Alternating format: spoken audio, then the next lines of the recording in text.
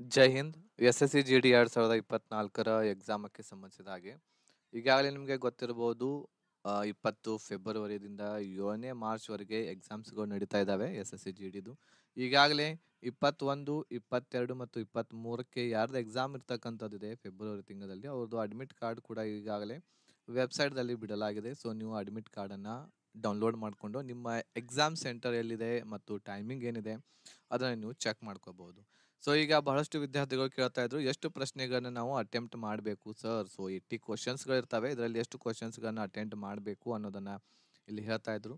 ಆಮೇಲೆ ಈಗಾಗಲೇ ನಿಮಗೆ ಗೊತ್ತಿದೆ, ನೆಗೆಟಿವ್ ಮಾರ್ಕ್ಸ್ ಇರ್ತಕ್ಕಂಥದ್ದು 1/8 ಇರ್ತಕ್ಕಂಥದ್ದು ಇದೆ. ಅಂತಂದ್ರೆ ಒಂದು ಪ್ರಶ್ನೆ ನಿಮ್ದು ತಪ್ಪಾಯ್ತು ಅಂತಂದ್ರೆ 0.25 ಮಾರ್ಕ್ಸ್ಗಳು ಇರ್ತಕ್ಕಂಥದ್ದು ಕಟ್ ಆಗ್ತವೆ. ಇದರ ಅರ್ಥ ಏನು ಅಂತಂದ್ರೆ ಟೋಟಲ್ ಆಗಿ ಹೇಳೋದಾದ್ರೆ 8 ಕ್ವಶನ್ಸ್ಗಳು ನಿಮ್ಮ ರಾಂಗ್ ಆದವು ಅಂತಂದ್ರೆ ಒಂದು ಕ್ವಶನದ ಮಾರ್ಕ್ ಇರ್ತಕ್ಕಂಥದ್ದು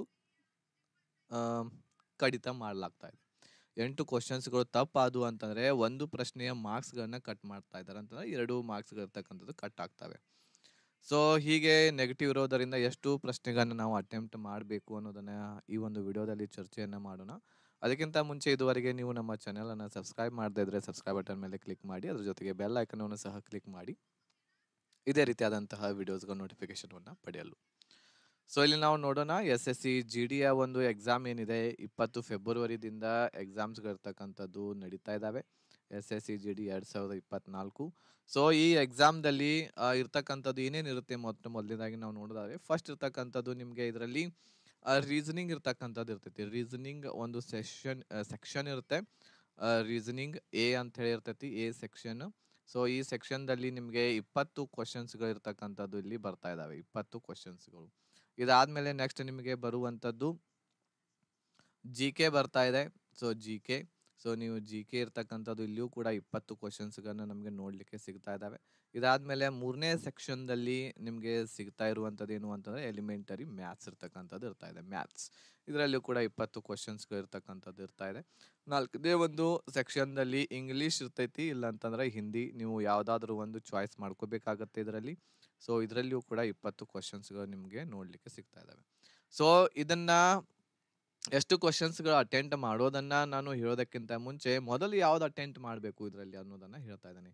ಸೊ ನೀವು ಬಹಳ ಒಂದು ಹಾನೆಸ್ಟ್ ಆಗಿ ಸ್ಟಡಿಯನ್ನ ಮಾಡಿದ್ದೆ ಅದಲ್ಲಿ ಫಸ್ಟ್ ನೀವು ಅಟೆಂಡ್ ಮಾಡಬೇಕಾಗಿರುವಂಥದ್ದು ಯಾವುದು ಅಂತಂದ್ರೆ ರೀಸನಿಂಗ್ ಮಾಡ್ರಿ. ಇದರಲ್ಲಿ ಫಸ್ಟ್ ಸೆಕ್ಷನ್ನು ರೀಸನಿಂಗ್ ಅಟೆಂಡ್ ಮಾಡ್ರಿ. ಇದಾದ್ಮೇಲೆ GK ಮಾಡ್ರಿ. ಇದಾದ್ಮೇಲೆ ನೆಕ್ಸ್ಟ್ ಹಿಂದಿ ಇಲ್ಲ ಅಂತಂದ್ರೆ ಇಂಗ್ಲಿಷ್ ಮಾಡ್ರಿ. ಇದಾದ್ಮೇಲೆ ಲಾಸ್ಟ್ಗೆ ನೀವು ಮಾಡಬೇಕಾಗಿರುವಂಥದ್ದು ಮ್ಯಾಥ್ಸ್. ಸೊ ಇದು ಸೀರಿಯಲ್ ಪ್ರಕಾರವಾಗಿನೇ ನೀವು ಅಟೆಂಡ್ ಇರ್ತಕ್ಕಂಥದ್ದು ಮಾಡಬೇಕಾಗುತ್ತೆ ಎಕ್ಸಾಮ್ದಲ್ಲಿ. ಈಗ 20 ಕ್ವಶನ್ಸ್ಗಳು ಇರ್ತವೆ, ಎಷ್ಟು ಅಟೆಂಪ್ಟ್ ಇರ್ತಕ್ಕಂಥದ್ದು ಮಾಡಬೇಕು. ಸೊ ರೀಸನಿಂಗ್ ಇರ್ತಕ್ಕಂಥದ್ದು ಈಸಿ ಇರೋದರಿಂದ ಇವು 20ಕ್ಕೆ 20 ಮಾಡಿಬಿಡ್ರಿ. ಯಾಕಂತಂದ್ರೆ ನೆಗೆಟಿವ್ ಇರ್ತಕ್ಕಂಥದ್ದು 1/8 ಇರೋದರಿಂದ ಎಲ್ಲಕ್ಕೆಲ್ಲನೂ ಅಟೆಂಡ್ ಮಾಡ್ರಿ. ಯಾವುದು ರೀಸನಿಂಗ್ದಲ್ಲಿ. ಇಲ್ಲಿ ಇನ್ನೊಂದು ಹೇಳ್ತೇನೆ ಏನು ಅಂತಂದ್ರೆ 80ಕ್ಕೆ 80 ಕ್ವಶನ್ಸ್ಗಳನ್ನ ಇರ್ತಕ್ಕಂಥದ್ದು ನೀವು ಏನ್ ಮಾಡ್ಬೇಕು ಅಂತಂದ್ರೆ ರೀಡ್ ಮಾಡಲೇಬೇಕು. 80ಕ್ಕೆ 80 ಕ್ವಶನ್ಸ್ಗಳನ್ನ ಒಂದ್ಸಲ ನೀವು ಅವನ್ನ ರೀಡ್ ಮಾಡಿ ಆಪ್ಷನ್ಸ್ಗಳನ್ನ ನೋಡ್ಲೇಬೇಕು. ಓಕೆ, ಇದಾದ್ಮೇಲೆ ನೆಕ್ಸ್ಟ್ GKದಲ್ಲಿಯೂ ಕೂಡ 20ಕ್ಕೆ 20 ಇರ್ತಕ್ಕಂಥದ್ದು ಮಾಡ್ರಿ. ಮ್ಯಾಥ್ಸ್ದಲ್ಲಿ ಆಮೇಲೆ ಹೇಳ್ತಾನೆ. ಆಮೇಲೆ ಇಂಗ್ಲಿಷ್ ಹಿಂದಿ ತಗೊಂಡಿರ್ತಕ್ಕಂಥ ಅಭ್ಯರ್ಥಿಗಳು 20ಕ್ಕೆ 20 ಮಾಡ್ರಿ. ಇಂಗ್ಲಿಷ್ದಲ್ಲಿಯೂ ಕೂಡ ನೀವು 20ಕ್ಕೆ 20 ಮಾಡ್ಬರ್ರಿ. ಯಾಕಂತಂದ್ರೆ ನೆಗೆಟಿವ್ ಕಡಿಮೆ ಇರೋದರಿಂದ 20ಕ್ಕೆ 20 ಅಂದ್ರೆ ಟೋಟಲ್ 60 ಕ್ವಶನ್ಸ್ಗಳನ್ನ ಅಟೆಂಪ್ಟ್ ಮಾಡಲೇಬೇಕು. ಆಮೇಲೆ ಇನ್ನೊಂದು ಹೇಳ್ತೇನೆ ಇಲ್ಲಿ ಏನು ಅಂತಂದ್ರೆ ನೋಟ್ ಅಂತ ಹೇಳಿ, ಏನು ಅಂತಂದ್ರೆ ನಿಮಗೆ ಯಾವ್ದು ಅಟೆಂಡ್ ಮಾಡಬೇಕು. ಹಾಗಾದ್ರೆ ನನಗೆ ಏನೂ ಗೊತ್ತಿಲ್ಲ, ನನಗೆ ಏನೂ ಅದರಲ್ಲಿ ಗೊತ್ತಿಲ್ಲ, ಈಗ ಯಾವುದೋ ಒಂದು ಪ್ರಶ್ನೆ ಬಂತು ಅದರಲ್ಲಿ ನನಗೆ ಏನೂ ಗೊತ್ತಿಲ್ಲ ಅಂತಂದ್ರೆ ಇದನ್ನ ಏನು ಮಾಡ್ರಿ, ಅಟೆಂಪ್ಟ್ ಮಾಡಬೇಡ್ರಿ. ನಿಮಗೆ 50-50 ಆಪ್ಷನ್ಸ್ದಲ್ಲಿ 50-50 ಇತ್ತು ಅಂತಂದ್ರೆ ಏನು ಮಾಡಬೇಕು ಅಂತಂದ್ರೆ ಅವುಗಳನ್ನ ಮಾತ್ರ ಅಟೆಂಪ್ಟ್ ಮಾಡಬೇಕು. ಈಗ ಇಲ್ಲಿ 20ಕ್ಕೆ 20 ಮಾಡಂತ ಹೇಳಿ ನಾನು ನಿಮ್ಗೆ ಇವು ರೀಸನಿಂಗ್ ಅಂತೂ ಮಾಡಲೇಬೇಕು. ನೀವು ಅವುಗಳನ್ನ ಲೆಕ್ಕ ಮಾಡಿರ್ತೀರಿ, ಅವುಗಳನ್ನ ಬಿಡಿಸಿರ್ತೀರಿ. ಈಗ GKದಲ್ಲಿ ಮತ್ತು ಇಂಗ್ಲೀಷ್ದಲ್ಲಿ ಹೇಳೋದಾದ್ರೆ, GK ಮತ್ತು ಇಂಗ್ಲೀಷ್ದಲ್ಲಿ ಹೇಳೋದಾದ್ರೆ ಇದರಲ್ಲಿ GKದಲ್ಲಿ ನನಗೆ ಏನು ಅದ್ರ ಬಗ್ಗೆ ಗೊತ್ತನೇ ಇಲ್ಲಪ್ಪ, ಯಾವ್ದು ಆಗ್ಬಹುದು ಯಾವ್ದಿಲ್ಲ ಅಂತ ಹೇಳಿ ಗೊತ್ತಾ ಇಲ್ಲ ಅಂತಂದ್ರೆ ಅದನ್ನ ಏನ್ ಮಾಡ್ರಿ, ಬಿಟ್ಟು ಬಿಡ್ರಿ. 20ಕ್ಕೆ 20 ಅವಾಗ ಬರಂಗಿಲ್ಲ, ಇಲ್ಲಿ ಅವಾಗನ್ನ ಬಿಟ್ಟು ಬಿಡ್ಬೇಕು. ಸರ್ ನನಗೆ ಒಂದ್ ಸ್ವಲ್ಪ ಎಲ್ಲೋ ಓದಿನಿ, ನನ್ನ ತಲೆಯಾಗ ಐತ್ರಿ, ಇದಾಗಬಹುದು, ಏನು ಇದು ಆಗಬಹುದು ಅಂತ ಹೇಳಿ ಇತ್ತಂತಂದ್ರ ಈ ಆನ್ಸರ್ ಇರ್ತಕ್ಕಂಥದ್ದು ಆಗಬಹುದು ಅಂತ ಹೇಳಿ ನಿಮ್ ತಲೆಯೊಳಗೆ ಬಂತಂದ್ರೆ ಅಟೆಂಪ್ಟ್ ಮಾಡ್ರಿ, ಇಲ್ಲ ಅಂತಂದ್ರೆ ಮಾಡಕ್ ಹೋಗ್ಬೇಡ್ರಿ. ಅದೇ ರೀತಿ ಇಂಗ್ಲಿಷ್ದಲ್ಲಿಯೂ ಕೂಡ ನೀವು ಹಾಗೆ ಮಾಡ್ಬೇಕಾಗುತ್ತೆ. ಸೊ ಇದಾದ್ಮೇಲೆ ನೆಕ್ಸ್ಟ್ ಮ್ಯಾಥ್ಸ್ದಲ್ಲಿ ನೋಡ್ರಿ, ಮ್ಯಾಥ್ಸ್ದಲ್ಲಿ ನೀವು ಇವುಗಳನ್ನ ಬಿಡಿಸ್ಬೇಕಾಗತ್ತೆ. ಸೊ ಮಿನಿಮಮ್ ಇರ್ತಕ್ಕಂಥದ್ದು ಒಂದು 10 ಕ್ವಶನ್ಸ್ಗಳನ್ನಾದ್ರೂ ನೀವು ಇವುಗಳಲ್ಲಿ ಬಿಡಿಸ್ಬೇಕಾಗತ್ತೆ. ಈಗ ಒಂದನೇ ಪ್ರಶ್ನೆ ಬರುತ್ತೆ ಮ್ಯಾಥ್ಸ್ದಲ್ಲಿ, ಒಂದನೇ ಪ್ರಶ್ನೆ ನೀವು ಬಿಡಿಸ್ಲಿಕ್ಕೆ ಹೋಗ್ತೀರಾ, ಒಂದನೇ ಪ್ರಶ್ನೆ ಇರ್ತಕ್ಕಂಥದ್ದು ಬಿಡಿಸ್ಲಿಕ್ಕೆ ಟ್ರೈ ಮಾಡ್ತೀರಾ, 30 ಸೆಕೆಂಡ್ವರೆಗೆ ಅದರೊಳಗೆ ಟೈಮ್ ಕೊಡ್ತೀರಾ. ಸೊ ಅದ್ರ ಆನ್ಸರ್ ಬರಲಿಲ್ಲ ಅಂತಂದ್ರೆ ಅದನ್ನ ಮಾರ್ಕ್ ಮಾಡಿ ಇಟ್ಕೊಳ್ರಿ. ಇಲ್ಲ ಅಂತಂದ್ರೆ ಯಾವ್ದು ಆಗಬಹುದು ಅನ್ನೋದನ್ನ ನಿಮಗೆ ಅನಿಸ್ತಾ ಇತ್ತು ಇದಾಗಬಹುದು ಅಂತೇಳಿ, ಒಂದ್ ಸ್ವಲ್ಪ ತಪ್ಪು ಎಲ್ಲಾದ್ರೂ ನಿಮ್ಮ ಆನ್ಸರ್ ಬರ್ತಾ ಇತ್ತು, ಹಿಂದ ಮುಂದೆ ಆಗ್ತಾ ಇತ್ತು, ನಿಯರೆಸ್ಟ್ ಬರ್ತಾ ಇತ್ತು ಅಂತಂದ್ರೆ ಅದನ್ನ ಹಾಕಿ ಬಿಡ್ರಿ. ಆಮೇಲೆ ಎರಡನೇ ಪ್ರಶ್ನೆ ಮಾಡ್ತೀರಾ, ಎರಡನೇ ಪ್ರಶ್ನೆ ನನಗೆ ಹೆಂಗ್ ಮಾಡ್ಬೇಕು ಅನ್ನೋದ ಗೊತ್ತಿಲ್ಲ, ಆ ಪ್ರಶ್ನೆ ನನಗೆ ಹೇಗೆ ಸಾಲ್ವ್ ಮಾಡ್ಬೇಕು ಅನ್ನೋದ ಗೊತ್ತಿಲ್ಲ ಅಂತಂದ್ರೆ ಅದನ್ನ ಅಟೆಂಪ್ಟ್ ಮಾಡಬೇಡ್ರಿ. ಮೂರನೇ ಪ್ರಶ್ನೆ ಮಾಡ್ತೀರಾ, ಮೂರನೇ ಪ್ರಶ್ನೆ ಟೋಟಲ್ ಆಗಿ ಆನ್ಸರ್ ಬಂದಿರ್ತೈತಿ, ಅದನ್ನಂತೂ ಹಾಕಿರ್ತೀರಾ. ಆಮೇಲೆ ಯಾವುದು ನೀವು ಟ್ರೈ ಮಾಡಿರ್ತೀರಾ ಕ್ವಶನ್ಸ್ ಅನ್ನ, ಯಾವುದು ನೀವು ಲೆಕ್ಕವನ್ನ ಮಾಡಿರ್ತೀರಾ ಅದನ್ನು ಅಟೆಂಪ್ಟ್ ಮಾಡ್ರಿ. ಇದನ್ನೆಲ್ಲ ಬಹಳಷ್ಟು ನೆನಪಿಟ್ಕೊಂಡು ಹೋಗ್ಬೇಕು ನೀವು ಎಕ್ಸಾಮ್ದಲ್ಲಿ. ಇವು ಎಲ್ಲ ತಲೆಯಾಗಿರ್ಬೇಕು ನಿಮ್ಗೆ ನಾ ಇವತ್ತು ಹೇಳುವಂತಹ ಪಾಯಿಂಟ್ಸ್ಗಳು. ಯಾವುದು ನೀವು ಲೆಕ್ಕ ಮಾಡ್ಲಿಕ್ಕೆ ಟ್ರೈ ಮಾಡಿರ್ತೀರಾ ಅದನ್ನ ನೀವು ಅಟೆಂಪ್ಟ್ ಮಾಡಬೇಕು, ಅದರ ಆನ್ಸರನ್ನು ಹಾಕಿ ಬರ್ರಿ, ಅದರ ಆನ್ಸರ್ ಇರ್ತಕ್ಕಂಥದ್ದು ಹಾಕಿ ಬರಲೇಬೇಕು. ಓಕೆ, ಸೊ ಈ ರೀತಿ ಇರ್ತಕ್ಕಂಥದ್ದು ಇಲ್ಲಿ 70 ಕ್ವಶನ್ಸ್ಗಳು ಇರ್ತಕ್ಕಂಥದ್ದು ಆಗ್ತವೆ. ಈ 70 ಕ್ವಶನ್ಸ್ಗಳಲ್ಲಿ ನೋಡ್ರಿ, 70 ಕ್ವಶನ್ಸ್ಗಳನ್ನ ನೀವು ಅಟೆಂಪ್ಟ್ ಮಾಡಿರ್ತೀರ. ಈಗ 70 ಕ್ವಶನ್ಸ್ಗಳು ಹೆಂಗೋ ಮಾಡಿ ಅಟೆಂಪ್ಟ್ ಮಾಡಿರ್ತೀರಿ. ಸೊ ಇದ್ರೊಳಗೆ ಒಂದು ಹೆಚ್ಚು ಕಡಿಮೆ ಆಗಬಹುದು. ರೀಸನಿಂಗ್ದಲ್ಲಿ ಒಂದು ಬಿಡ್ಬೋದು, ಜಿ ಕೆದಲ್ಲಿ ಒಂದು 2-3 ಬಿಡ್ಬೋದು, ಇಂಗ್ಲೀಷ್ದಲ್ಲಿ ಒಂದು 2-3 ಬಿಡ್ಬೋದು. ಸೊ ಹಾಗೆ ಮಾಡಿನೂ ಕೂಡ ನೀವು 70 ಕ್ವಶನ್ಸ್ ಅಟೆಂಪ್ಟ್ ಮಾಡದೆ, ಸೊ ಟೋಟಲ್ ಆಗಿ 65 ಕ್ವಶನ್ಸ್ಗಳನ್ನ ಅಟೆಂಪ್ಟ್ ಮಾಡಿರಿ ಅಂತಂದ್ರೆ 65 ಕ್ವಶನ್ಸ್ಗಳನ್ನ ಅಟೆಂಪ್ಟ್ ಮಾಡಿರಿ ಅಂತಂದ್ರೆ ಸೊ ಇದ್ರೊಳಗೆ ಒಂದು 5ರಿಂದ 6, 7 ಕ್ವಶನ್ಸ್ಗಳು ರಾಂಗ್ ಆದ್ರೆ, ಓಕೆ, ಸೊ ಇದ್ರೊಳಗೆ 5 ಕ್ವಶನ್ಸ್ಗಳು ನಿಮ್ಮ ರಾಂಗ್ ಆಗ್ಯಾವೆ 65ರಲ್ಲಿ. ಸೊ 60 ರೈಟ್, 5 ಕ್ವಶನ್ಸ್ ರಾಂಗ್ ಅಂತಂದ್ರೆ ನಿಮ್ಮ ಸ್ಕೋರ್ ಇರ್ತಕ್ಕಂಥದ್ದು ಎಷ್ಟಾಗುತ್ತೆ ಇಲ್ಲಿ 120 ಆಗುತ್ತೆ. 5 ಕ್ವಶನ್ಸ್ದೊಳಗೆ ನೋಡ್ರಿ ಎಷ್ಟಾಗುತ್ತೆ, 5 ಕ್ವಶನ್ಸ್ಗಳಲ್ಲಿ 0.25 ಇರ್ತಕ್ಕಂಥದ್ದು ಇಲ್ಲಿ ಇದೆ. ಸೊ ಅಂತಂದ್ರೆ 1.25 ಇರ್ತಕ್ಕಂಥದ್ದು ಮಾರ್ಕ್ಸ್ ಇರ್ತಕ್ಕಂಥದ್ದು ಕಡಿತ ಆಗ್ತವೆ. 1.5 ಅಲ್ಲ, ಓಕೆ, ಸೊ ಹಾಂ, ರೈಟ್ 1.25, ರೈಟ್, ಕರೆಕ್ಟ್ ಇದೆ. 1.25 ಮಾರ್ಕ್ಸ್ ಇರ್ತಕ್ಕಂಥದ್ದು ಕಡಿತ ಆಗ್ತವೆ. ಸೊ ಆಲ್ಮೋಸ್ಟ್ ಇರ್ತಕ್ಕಂಥದ್ದು ನಿಮ್ಮ ಸ್ಕೋರ್ ಇರ್ತಕ್ಕಂಥದ್ದು 100+ ಆಗೇ ಆಗ್ತೈತಿ. ಸೊ ಹಾಗಾಗಿ ಇದೇನು ನಾನು ನಿಮಗೆ ಇವತ್ತು ಹೇಳೀನಿ ಆ ರೀತಿನೇ ನೀವು ಮಾಡಬೇಕು. ಆಲ್ಮೋಸ್ಟ್ ನೀವು 70 ಕ್ವಶನ್ಸ್ವರೆಗೆ ಟಚ್ ಮಾಡಿರಿ, 70 ಕ್ವಶನ್ಸ್ವರೆಗೆ ಟಚ್ ಮಾಡಲೇಬೇಕು, 70 ಕ್ವಶನ್ಸ್ ಹಾಕಿ ಬರಲೇಬೇಕು. ಓಕೆ, ಸೊ ಯಾವ್ಯಾವ್ದ್ರೊಳಗೆ ಹೆಂಗೆ ಹಾಕ್ಬೇಕು ಅನ್ನೋದನ್ನು ನಾನು ನಿಮಗೆ ಇಲ್ಲಿ ಹೇಳಿದೆ. ಸೊ ಇದರಲ್ಲಿ ನೋಡ್ರಿ, ಇಲ್ಲಿ ಇನ್ನೊಂದು ಸ್ವಲ್ಪ ನಾನು ನಿಮ್ಗೆ ಇದ್ರೊಳಗೆ ಹೇಳಬೇಕು ಅಂತಂದರೆ, ರೀಸನಿಂಗ್ದೊಳಗೆ 20 ಇದ್ದಾವೆ. 20ರಲ್ಲಿ ಒಂದು ನೀವು 20ಕ್ಕೆ 20 ಅಂತೂ ಹಾಕಲೇಬೇಕು. ಆದರೂ ಕೂಡ ಒಂದೆರಡು ಇರ್ತಕ್ಕಂಥದ್ದು ಎಲ್ಲೋ ಇದ್ರೊಳಗೆ ಡೆಫಿನೆಟ್ಲಿ ಇರ್ತಕ್ಕಂಥದ್ದು ರೈಟ್ ಆಗುವಂಥದ್ದು ನಿಮ್ಗೆ 17ರಿಂದ 18 ಇರ್ತವೆ. ಆಮೇಲೆ ನೆಕ್ಸ್ಟ್ ಜಿ ಕೆದಲ್ಲಿ ನಾವು ನೋಡೋದಾದರೆ ಇದ್ರೊಳಗೆ ಒಂದು ನಿಮ್ಗೆ 10 ಕ್ವಶನ್ಸ್ಗಳು ಬರ್ತಿರ್ತವೆ. 20ರೊಳಗೆ 10 ಕ್ವಶನ್ಸ್ಗಳು ರೈಟ್ ಆಗಿರ್ತವೆ. ಇದ್ರೊಳಗೆ ಒಂದು 7 ಕ್ವಶನ್ಸ್ ರಾಂಗ್ ಆದವು ಅಂತ ಹೇಳಿ ತಿಳ್ಕೊಳ್ಳಿ. ಇದ್ರೊಳಗೆ ಒಂದು 2 ಕ್ವಶನ್ಸ್ ರಾಂಗ್ ಆದವು. ಆಮೇಲೆ ನೆಕ್ಸ್ಟ್ ಇರ್ತಕ್ಕಂಥದ್ದು ಮ್ಯಾಥ್ಸ್ದಲ್ಲಿ ನಾನು ನಿಮಗೆ ಹೇಳಿ, ಮ್ಯಾಥ್ಸ್ದಲ್ಲಿ 20 ಕ್ವಶನ್ಸ್ಗಳು ಇರ್ತವೆ. ಇದರಲ್ಲಿ ಒಂದು 8 ಕ್ವಶನ್ಸ್ಗಳು ನಿಮಗೆ ಕರೆಕ್ಟ್ ಆಗ್ತಾ ಇದ್ದಾವೆ, ಒಂದು 2-3 ಬಿಡಿಸಿರ್ತೀರಿ, ಅವುಗಳು ರಾಂಗ್ ಆಗಿರ್ತವೆ ಅಂತ ತಿಳ್ಕೊರಿ, 3 ರಾಂಗ್. ನೆಕ್ಸ್ಟ್ ಇರ್ತಕ್ಕಂಥದ್ದು ಯಾವುದು, ಇಂಗ್ಲೀಷನ್ನು ತಗೊಂಡು, ನಮ್ಮ ಕರ್ನಾಟಕದಲ್ಲಿ ಬಹಳಷ್ಟು ಜನರು ಇಂಗ್ಲೀಷನ್ನು ತಗೋತಾರೆ. ಸೊ ಹಾಗಾಗಿ ಸೊ ಇದರಲ್ಲಿ 20 ಕ್ವಶನ್ಸ್ಗಳು ಇರ್ತವೆ. 20 ಕ್ವಶನ್ಸ್ಗಳಲ್ಲಿ ನೀವು ಇಲ್ಲಿ ರೈಟ್ ಆಗುವಂತಹ ಚಾನ್ಸಸ್ ಒಂದು 10ರಿಂದ 12 ಕ್ವಶನ್ಸ್, 10 ಆಗ್ಯಾವ ಅಂತ ತಿಳ್ಕೊರಿ, ಒಂದು 5 ಕ್ವಶನ್ಸ್ ರಾಂಗ್ ಆಗ್ಯಾವ ಅಂತ ತಿಳ್ಕೊರಿ. ಸೊ ಇದು ರಾಂಗ್ ಆಗಿರ್ತಕ್ಕಂಥದ್ದು, ನಮಗೆ ಇವು ರೈಟ್ ಆಗಿರ್ತಕ್ಕಂಥದ್ದು, ಇವು ಒಂದು ನಾವು ನೋಡಿದರೆ ಎಷ್ಟಾಗುತ್ತೆ ನೋಡ್ರಿ, ಇಲ್ಲಿ ರೈಟ್ ಆಗಿರ್ತಕ್ಕಂಥದ್ದು ಎಷ್ಟು, 8 1 8 8 2 16 ಆಯಿತು. 46 ಕ್ವಶನ್ಸ್ ಇರ್ತಕ್ಕಂಥದ್ದು ನಮಗೆ ಇಲ್ಲಿ ಸರಿ ಆಗುವಂಥದ್ದು ಇಲ್ಲಿ ಕಾಣ್ತಾ ಇದೆ, 46. ಸೊ ರಾಂಗ್ ಎಷ್ಟಾದವು ಇಲ್ಲಿ 10 15 17 ಕ್ವಶನ್ಸ್ಗಳು ನಮಗೆ ರಾಂಗ್ ಆದವು. ಸೊ ಸ್ಕೋರ್ ಎಷ್ಟಾಯ್ತು ಹಾಗಾದರೆ, ಸ್ಕೋರ್ ಎಷ್ಟಾಗುತ್ತೆ, 46 ಗುಂಡ್ಲೆ 2 ಇರ್ತಕ್ಕಂಥದ್ದು 6 2 12,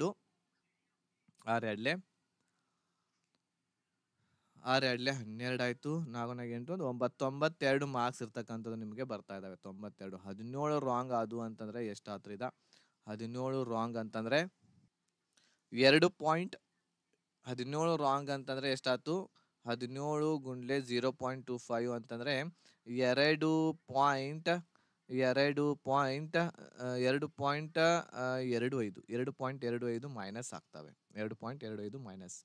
ಸೊ ಇಲ್ಲಿ ಎಷ್ಟು ಬಂತು ನಿಮ್ಮದು ಸ್ಕೋರ್ ಇರ್ತಕ್ಕಂಥದ್ದು ಇಲ್ಲಿ 5, 10ರೊಳಗೆ 3 ಹೊತ್ತು ಅಂತಂದರೆ 7, ಇಲ್ಲಿ 3 ಹೊತ್ತು ಅಂತಂದರೆ 89 ಆಗುತ್ತೆ. 89 ಇರ್ತಕ್ಕಂಥದ್ದು ಸ್ಕೋರ್ ಆಗ್ತೈತಿ. ಸೊ ಈ 89 ಇರ್ತಕ್ಕಂಥದ್ದು ಸ್ಕೋರ್ ನಿಮಗೆ ಒಂದು ಒಳ್ಳೆಯ ಒಂದು ಸ್ಕೋರ್ ಇರ್ತಕ್ಕಂಥದ್ದು ಅನಿಸ್ತಾ ಇದೆ, ಒಳ್ಳೆಯ ಸ್ಕೋರ್ ಆಗುತ್ತೆ. ಸೊ ಇಲ್ಲಿ ನಾನು GKದಲ್ಲಿ ಬಹಳಷ್ಟು ಏನು ತೊಗೊಂಡೆ ಅಂತಂದರೆ 10 ಕ್ವಶನ್ಸ್ ರೈಟು, 7 ಕ್ವಶನ್ಸ್ ರಾಂಗ್. ಇದರಲ್ಲಿ ಇನ್ನೂ ಹೆಚ್ಚಾಗಿ ಬರಬಹುದು. ಆಮೇಲೆ ಇಂಗ್ಲೀಷ್ದಲ್ಲಿಯೂ ಕೂಡ ಹೆಚ್ಚಾಗಿ ಬರಬಹುದು. ಸೊ ನಿಮ್ಮದು 90 ಮಾರ್ಕ್ಸು ಆಮೇಲೆ 100 ಮಾರ್ಕ್ಸು ಇದರ ನಡುವೆ ಇರ್ತಕ್ಕಂಥದ್ದು ಮಾರ್ಕ್ಸ್ ಬರ್ತವೆ. ಇಷ್ಟು ನೀವು ಮಾಡಿದ್ದೆ ಆದಲ್ಲಿ ಟೋಟಲ್ ಅಟೆಂಪ್ಟ್ ಎಷ್ಟಾಗುತ್ತೆ ಇಲ್ಲಿ? ಟೋಟಲ್ ಅಟೆಂಪ್ಟ್ ಇರ್ತಕ್ಕಂಥದ್ದು 12, 1, 13, 4, 5, 63 ಅಟೆಂಪ್ಟ್ ಆದು ಬರೀ ಓನ್ಲಿ 63 ಅಟೆಂಪ್ಟ್ ಆದು ಇಲ್ಲಿ. ಸೊ ಹಾಗಾಗಿ ಒಂದು ಸ್ವಲ್ಪ ನೋಡಿ ಹಾಕ್ರಿ. ಬಹಳಷ್ಟು ನೆಗೆಟಿವ್ ಕೂಡ ಆಗಿರಬಾರ್ದು. ನಾನು ನಿಮ್ಗೆ ಈಗಾಗಲೇ ಹೇಳಿ ನಾನಿಲ್ಲಿ 50-50 ಇತ್ತು ಅಂತಂದರೆ ಮಾತ್ರ ಇರ್ತಕ್ಕಂಥದ್ದು ನೀವು ಹಾಕ್ರಿ, ಇಲ್ಲ ಅಂತಂದ್ರೆ ಹಾಕಕ್ಕೆ ಹೋಗ್ಬೇಡ್ರಿ, ನೆಗೆಟಿವ್ ಮಾಡ್ಕೊಳ್ಳಿಕ್ಕೆ ಹೋಗ್ಬೇಡ್ರಿ. ಈ ಸಲ ಪಾಯಿಂಟ್ ಒಳಗನೆ ಸೆಲೆಕ್ಷನ್ ಆಗುವಂಥ ಚಾನ್ಸಸ್ ಇರೋದರಿಂದ ನೀವು ಒಳ್ಳೆ ರೀತಿಯಿಂದ ಪ್ರಿಪ್ರೇಷನ್ ಮಾಡೇರಿ, ಹೆದರುವಂಥ ಅವಶ್ಯಕತೆ ಇಲ್ಲ. ಸೊ ಒಳ್ಳೆ ರೀತಿಯಿಂದ ಈ ಒಂದು ಟಾರ್ಗೆಟನ್ನು ಇಟ್ಕೊಂಡು ಮಾಡಿರಿ. ಒಂದು ಸ್ವಲ್ಪ ನಿಮಗೆ ಏನಾದರೂ ಅನಿಸ್ತಾ ಇತ್ತು ಅಂತಂದ್ರೆ ಹಾಕಿ ಬರ್ಬೇಕಷ್ಟ. ಟೋಟಲ್ ಆಗಿ ಇವತ್ತಿನ ಒಂದು ವಿಡಿಯೋದಲ್ಲಿ ಹೇಳಬೇಕು ಏನು ಅಂತಂದರೆ, ಒಂದು ಸ್ವಲ್ಪ ನನಗೆ ಅನಿಸ್ತಾ ಇದೆ ಇದು ನನಗೆ ಆನ್ಸರ್ ಅಂತ ನಿಮ್ಮ ಮನಸ್ಸಿನಲ್ಲಿ ಬಂತಂದರೆ ಹಾಕಿ ಬರ್ರಿ, ಅದನ್ನು ಬಿಟ್ಟು ಬರಬೇಡ್ರಿ. ಸೊ ಇದನ್ನೇ ನಾನು ಇಲ್ಲಿ ಒಂದು ವಿಡಿಯೋದಲ್ಲಿ ಹೇಳಬೇಕಾಗಿತ್ತು. ಟೋಟಲ್ ಆಗಿ ಕಟ್ ಆಫ್ ಇರ್ತಕ್ಕಂಥದ್ದು ಈ ಸಲ ಇರ್ತಕ್ಕಂಥದ್ದು ಮೇಲ್ ಫಿಮೇಲ್ದಲ್ಲಿ ಬಹಳಷ್ಟು ಅಂತರ ಅಂತೂ ಇರೋದಿಲ್ಲ.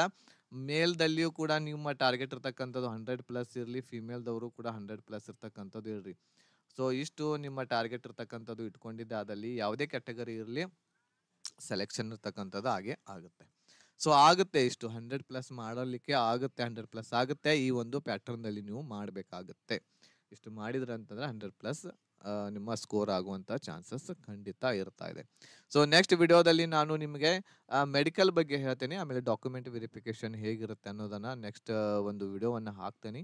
ಸೊ ಮೆಡಿಕಲ್ದಲ್ಲಿ ಏನೇನು ಚೆಕಪ್ ಮಾಡ್ತಾರೆ, ಡಾಕ್ಯುಮೆಂಟ್ ವೆರಿಫಿಕೇಶನ್ ಹೇಗಿರುತ್ತೆ ಅನ್ನೋದನ್ನು ಟೋಟಲ್ ಆಗಿ ಡಿಟೇಲ್ ಆಗಿರ್ತಕ್ಕಂಥದ್ದು ಪ್ರತಿಯೊಂದನ್ನು ಕೂಡ ಅದರಲ್ಲಿ ನಾನು ಎಕ್ಸ್ಪ್ಲೇನ್ ಮಾಡ್ತೇನೆ. ಸೊ ಅದರ ಸಲುವಾಗಿ ನಮ್ಮ ಚಾನಲ್ನ ಸಬ್ಸ್ಕ್ರೈಬ್ ಮಾಡಿ ಇಟ್ಕೊಳ್ರಿ. ನೆಕ್ಸ್ಟ್ ವಿಡಿಯೋ ಬಂದಾಗ ನಿಮಗೆ ನೋಟಿಫಿಕೇಶನ್ ಬರುತ್ತೆ. ಸೊ SSC GDಗೆ ನೆಕ್ಸ್ಟ್ ತಯಾರಿಯನ್ನು ನಡೆಸ್ತಾ ಇರುವಂಥ ಅಭ್ಯರ್ಥಿಗಳಿಗೆ ರಿಕಾರ್ಡೆಡ್ ಕ್ಲಾಸಸ್ಗಳು ನಿಮಗೆ ಅವೈಲೇಬಲ್ ಇದ್ದಾವೆ. ಹಿಟ್ ವಿತ್ ಮಾಸ್ ಅನ್ನುವಂಥ ಒಂದು ಆ್ಯಪ್ ಇದೆ ನಮ್ಮದು. ಆ ಆ್ಯಪನ್ನು ಡೌನ್ಲೋಡ್ ಮಾಡಿಕೊಂಡು ನೀವು ಆ ಒಂದು ಕ್ರಾಂತಿವೀರ ಬ್ಯಾಚ್ಗೆ ನೀವು ಜಾಯ್ನ್ ಆಗ್ಬೋದು. ಇದರಲ್ಲಿ GK, English, maths, reasoning, live classes, mock test ಎಲ್ಲ ಕೂಡ ಇನ್ಕ್ಲೂಡಿಂಗ್ ಇರ್ತಾ ಇದೆ. ಸೊ ಓನ್ಲಿ 1499 ಇದೆ. ಸೊ ಬೇಗನೆ ಇರ್ತಕ್ಕಂಥದ್ದು ಜಾಯ್ನ್ ಆಗಿರಿ. ಇದು ನಿಮಗೆ ಆಗಸ್ಟ್ದಲ್ಲಿ ಕಾಲ್ಫಾರ್ಮ್ ಆಗುವಂತಹ 2024 ಆಗಸ್ಟ್ದಲ್ಲಿ ಕಾಲ್ಫಾರ್ಮ್ ಏನಾಗುತ್ತೆ ಅದಕ್ಕೆ ಇದು ಹೆಲ್ಪ್ಫುಲ್ ಆಗೇ ಆಗುತ್ತೆ. ಸೊ ಇಷ್ಟು ಹೇಳಿ ಈ ವಿಡಿಯೋವನ್ನು ಮುಗಿಸ್ತಾ ಇದ್ದೀನಿ. ವಿಡಿಯೋ ಇಷ್ಟ ಆಗಿತ್ತು ಅಂತಂದರೆ ಲೈಕ್ ಮಾಡಿ, ಶೇರ್ ಮಾಡಿ, ನಿಮ್ಮೆಲ್ಲ ಫ್ರೆಂಡ್ಸ್ಗಳಿಗೆ ತಿಳಿಸಿ ಅಂತ ಹೇಳ್ತಾ, ಹೆದರುವಂಥ ಅವಶ್ಯಕತೆ ಇಲ್ಲ. ಲಾಸ್ಟು 20ನೇ ತಾರೀಕಿಗೆ ಇರುವಂತಹ ಒಂದು ಯಾರ್ದು ಎಕ್ಸಾಮ್ ಇದೆ ಅವರು 19ನೇ ತಾರೀಕಿಗೆ ಆರಾಮಾಗಿ ಒಂದಿನ ಫ್ರೀ ಮಾಡಿರಿ, ಆರಾಮಾಗಿರ್ರಿ, ಏನೂ ಓದಕ್ಕೆ ಹೋಗಬೇಡ್ರಿ. ಇನ್ನು ಮಾಕ್ ಟೆಸ್ಟ್ ಯಾರು ಕೊಡ್ಲಿಕ್ಕೆ ಹೋಗಬೇಡ್ರಿ. ಆಮೇಲೆ 21ನೇ ತಾರೀಕಿಗೆ ಇರುವಂಥವ್ರು ಅವ್ರು ಏನು ಮಾಡಬೇಕು, 20ನೇ ತಾರೀಕಿಗೆ ರೆಸ್ಟ್ ಮಾಡಬೇಕು. ಒಂದು ದಿನ ಎಕ್ಸಾಮ್ ಯಾವಾಗಿರ್ತೈತೆ ಅದಕ್ಕಿಂತ ಹಿಂದಿನ ದಿನ ಒಂದು ದಿನ ಆರಾಮಾಗಿ ಇರಿ, ಏನೂ ಓದಕ್ಕೆ ಹೋಗಬೇಡ್ರಿ. ಒಂದು ದಿನ ಆರಾಮಾಗಿರಿ, ಏನೂ ಓದಕ್ಕೆ ಹೋಗಬೇಡ್ರಿ, ಆರಾಮಾಗಿ ಒಂದು ದಿನ ಟೈಮನ್ನು ಸ್ಪೆಂಡ್ ಮಾಡಿರಿ. ಓಕೆ, ಸೊ ಇದು ಇಷ್ಟು ಮಾಹಿತಿ. ಸೊ ಇಷ್ಟ ಆಗಿತ್ತು ಅಂತಂದರೆ ಲೈಕ್ ಮಾಡಿ, ಶೇರ್ ಮಾಡಿ, ನಿಮ್ಮ ಎಲ್ಲ ಫ್ರೆಂಡ್ಸ್ಗಳಿಗೆ ಕೂಡ ತಿಳಿಸಿ ಅಂತ ಹೇಳ್ತಾ ಈ ವಿಡಿಯೋ ಇಲ್ಲಿಗೆ ಮುಗಿಸ್ತಾ ಇದ್ದೀನಿ. ಧನ್ಯವಾದಗಳು. ಜೈ ಹಿಂದ್.